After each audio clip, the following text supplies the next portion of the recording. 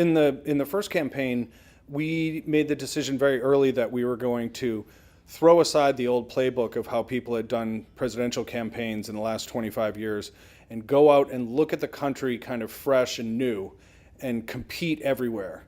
No matter what anyone said about regions of the country or demographics, we were just going to go out, we were going to compete everywhere and reach out to everyone, because we were starting with so little that we really didn't have the luxury to leave anyone behind. And then also, 2008 was the first time in 45 years that someone in the White House wasn't trying to stay there, either a president working for re-election or a vice president trying to become president. So it made for a much different conversation amongst the American people. And then the kind of historical nature of Senator Obama as a candidate, and then being as skilled as he was and is. And then that combined with how innovative our campaign was, some of the online tools we created, all of that, that's that unique moment in American history, a unique candidate, these innovative tools came together for a very special moment in American political history. I think the most important thing is you have to answer kind of two questions, which is, who do you have? Who are your supporters already? And what do you need to do in terms of expenditures and staffing resources to keep them involved and to keep them motivated?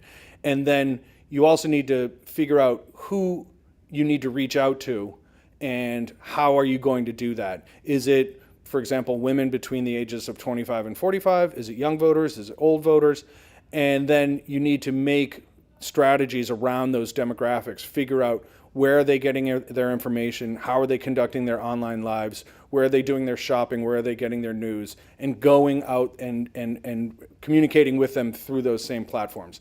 That's what we did in the second campaign especially. The difference between the two campaigns is vast, but in the first campaign, there wasn't as many social media platforms in 2007 and 2008. So in 2012, we kind of had to pivot from trying to bring people towards our tools to actually pushing content out into all the social media platforms.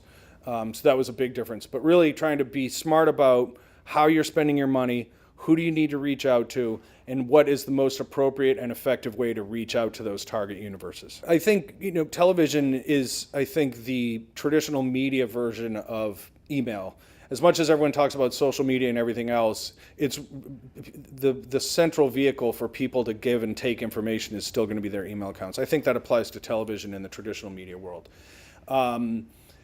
We have to recognize that television as an exercise, as a tool, is very fluid right now.